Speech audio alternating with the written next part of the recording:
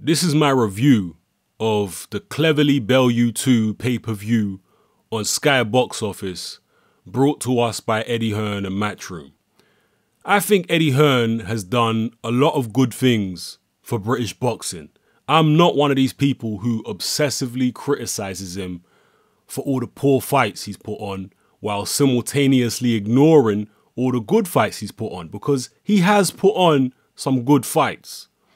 But I was skeptical about this particular pay-per-view at the outset because there wasn't one marquee name on the entire show. And none of the matchups looked compelling on paper, apart from maybe De Gale versus Paraban. The first Cleverly Bellew fight was mildly entertaining, but certainly wasn't a great fight. It was actually pretty forgettable. So the rematch carried very little appeal for me. It was never going to be the type of fight where I'd be upset if I missed it. But as skeptical as I was about this pay-per-view, I decided to reserve judgment until after the event because several fighters on the show were going up against opponents I'd never heard of before.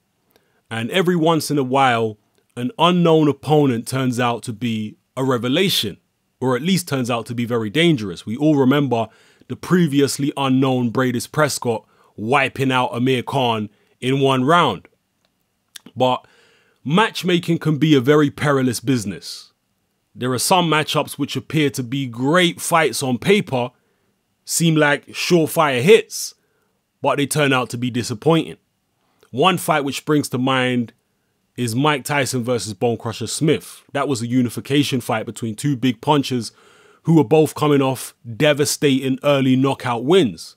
So most people were expecting a slugfest, but it turned out to be the most boring fight of Mike Tyson's entire career. So you can't always blame the matchmaker or the promoter for every poor fight. You have to appreciate the fact that boxing can be unpredictable. Even the best matchmaker in the world is going to produce some duds from time to time.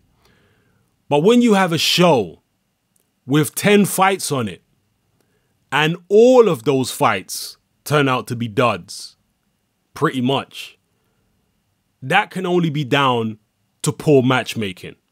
There is no other explanation for that. And that is exactly what happened with this Cleverly versus Bellew rematch pay-per-view. For a pay-per-view event that lacks a pay-per-view star, we would expect to see a long list of compelling, exciting, and potentially explosive matchups on the card, but we didn't get that. Out of the 10 fights on this card, only 3 of them seemed decent on paper.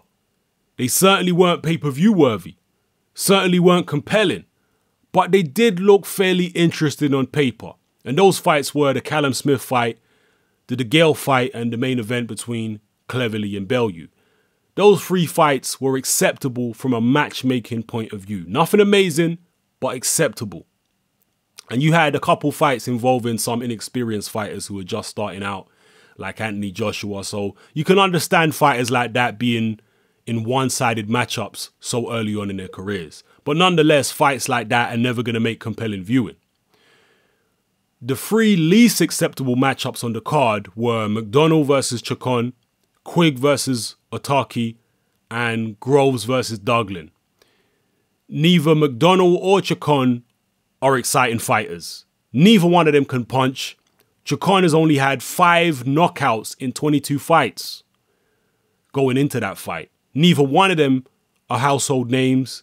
So world title or no world title, this was never going to be an entertaining spectacle on paper. Never in a million years. Scott Quigg was going up against Otaki. Otaki is completely unknown. He's from Japan, which is the most technologically advanced country on the planet, yet there's virtually no footage available of him on the internet, which wasn't a good sign to say the least. All his previous fights have been in Japan, and he can't punch. The only thing Otaki was bringing to the table was the fact that he had never been stopped before.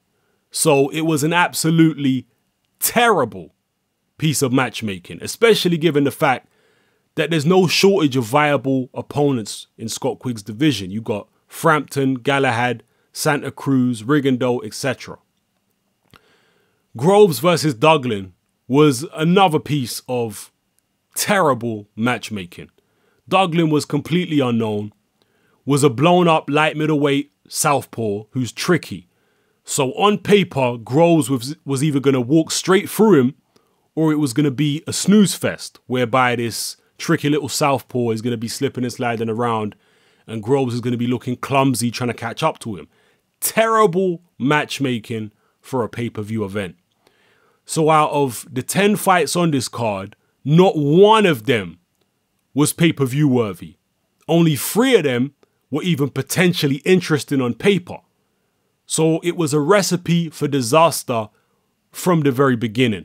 And the way it turned out, the only performance on the entire show, which was somewhat significant, was DeGale's win over Paraban. There's now a lot more people who believe that DeGale is a serious threat to Carl Froch.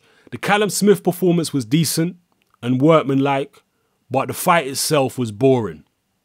And Cleverly versus Bellew was a dud. Both guys looked poor quality action. Neither one of them looked like a world-class cruiserweight.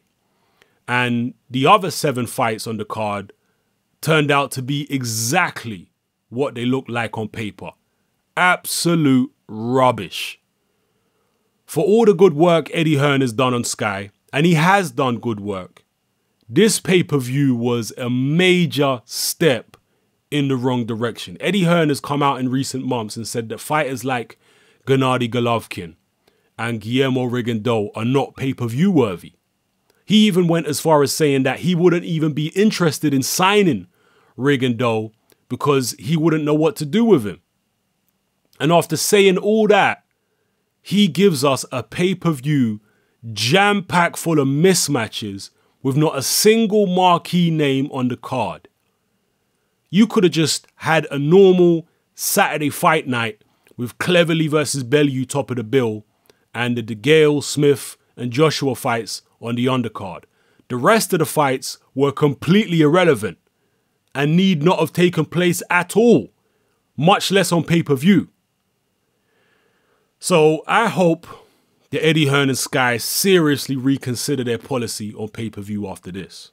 And I encourage everyone to share this video far and wide to the relevant parties to make sure that they get the message.